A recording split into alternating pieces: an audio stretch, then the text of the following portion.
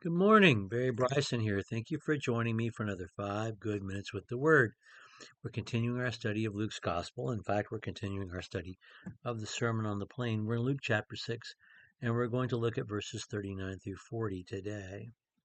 39 and 40 are going to sound so familiar to us because we've read similar words, similar thoughts, the same lesson in other places in the Gospel, but not in the Sermon on the Mount, not like they're communicated here. Let's read these verses and talk about them. Luke chapter 6, verses 39 and 40. He also spoke this parable to them. A blind man cannot guide a blind man, can he? Will they not both fall into a pit? A pupil is not above his teacher, but everyone after he has been fully trained will be like his teacher. The visual of the image, I should say, of impaired vision is important in Matthew's gospel. He talks about when in the context of sin, and particularly sexual sin. If your right eye offends you, pluck it out. And then he says later in chapter 7, the lamp of the body is the eye. But if that lamp is darkness, how great is that darkness? And then at the end, he says, don't be like someone with a plank sticking out of their eye, trying to take the speck out of their brother's eye. An image that's going to be in the Sermon on the Plain in just a few verses. And so vision is huge. But this phrase, if the blind lead the blind, both will fall into the ditch. That's not in the Sermon on the Mount. It's in Mark's Gospel in Mark chapter 4. But the image is so vivid, and there were so many things that could cause you to lose your sight. None of them treatable, really, in the first century. And um,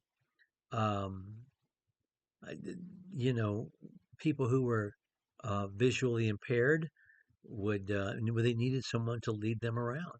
That was something folks saw every day. They didn't have service dogs back then. You had to have a family member or something. When John Tucker, my father-in-law, and I joined Jairus in India back in 1996, and we were driving just out in the country. I think we were between Kurnool and Tenali. We saw 5 or 6 men who were visually impaired in their dhotis, and they were holding onto a rope in a single file line. And there was this little boy who couldn't have been more than 7, 8 years old, who was at the front of the line, leading them down the road so that they didn't fall over into the ditch or walk out into the traffic. If you didn't have that little boy, how at risk would you be? It's such a vivid image, not in the Sermon on the Mount, but which asks the same question. If the light that is in you is darkness, how great is that darkness? And then in the very next verse, a pupil is not above his teacher, but everyone after he has been fully trained will be like his teacher. Um, Jesus in John 15 says the servant is not greater than his Lord. But his point is this: if they hate me, they're going to hate you too. And you just better expect it. That so the principle is the same, but the application is different. He says a pupil is not above his teacher.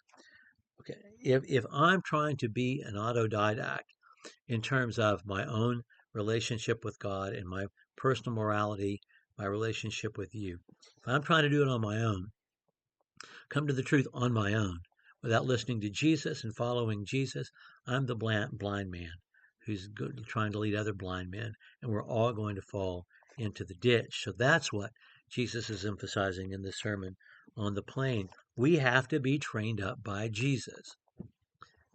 And then when we let Jesus train us up, then we can be like Jesus. And that principle is enormous.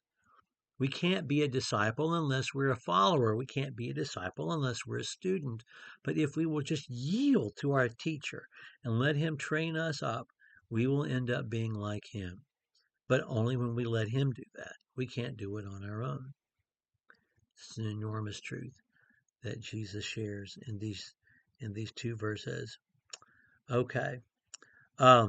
Let's close for now, and next time we're together, we'll pick up with verse 41. Thank you for joining me for for another 5 good minutes with the Word.